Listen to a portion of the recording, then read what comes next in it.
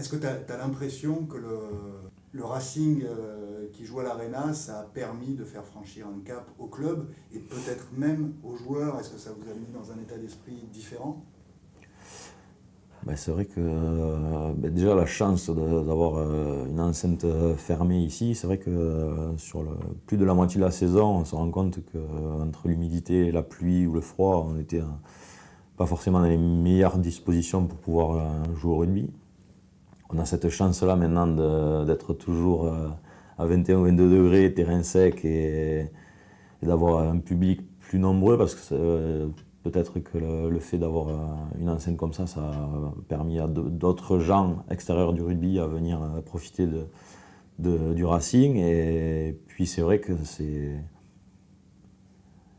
entraînant, quoi. Tu rentres là-dedans, il y a une atmosphère différente de ce qu'on a pu connaître jusqu'à maintenant et c'est totalement différent. Pour avoir joué par exemple au Millennium ou quoi, ça n'a rien à voir parce que on sent que ça a été fait pour qu'il y ait un rendu au niveau de l'acoustique, tout ça. Et nous, sur le terrain, on le ressent quand il y a les poussées du public, sur les gros matchs, quand le stade est plein, ou même l'année dernière, quand j'étais en tribune contre le Munster sur le match retour et tout, c'est énorme parce qu'on voit que le rugby qui est déployé du coup par le Racing et les autres équipes, ben, ça va plus vite.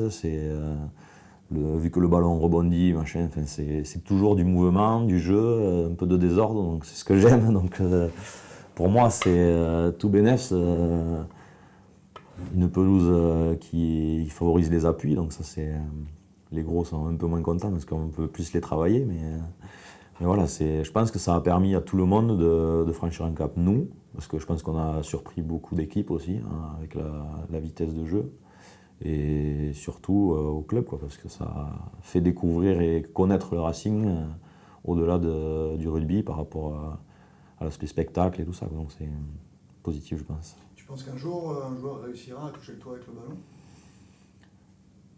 Ouais, je sais pas. Avant Usain Bolt, on pensait qu'il y a des choses qui n'étaient pas possibles, donc peut-être que, voilà, on sait pas. Peut-être que je sais pas, le fils de Max, vu qu'il s'entraînait beaucoup à buter, il arrivera, non, je sais pas. Honnêtement, je pense que c'est compliqué. Pourtant, on y a passé du temps. À la limite, les gros haut-parleurs en bord de touche, c'est possible. C'est touché déjà, mais le plafond, non, j'y crois pas. En dehors des matchs de rugby, tu as vécu des grands moments à l'Arena sur des concerts ou sur le Supercross ou des choses comme ça. De quoi tu te souviens immédiatement quand tu penses à cette salle hors rugby?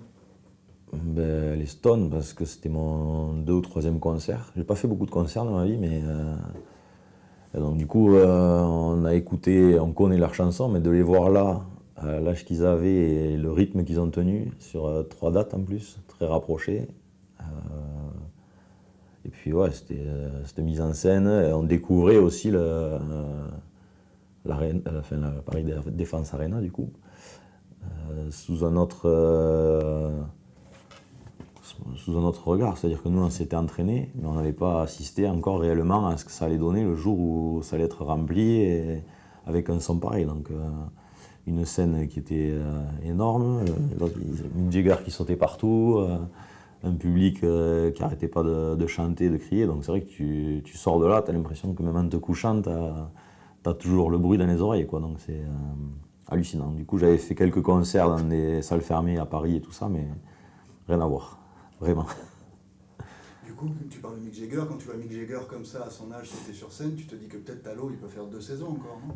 Oui, mais surtout qu'il a pris un peu de temps pour revenir de ses adducteurs. Ouais. Non, il s'est pas mal géré là sur ces dernières années, donc je pense que Talo, 42 ans, avant de Marsan, il sera bien encore. Bon, dernière question pour les chaussures, t'es sûr? Oui. Tu les montres quand même? Toujours. Bon, mais ça, c'est l'effet Paris, ça.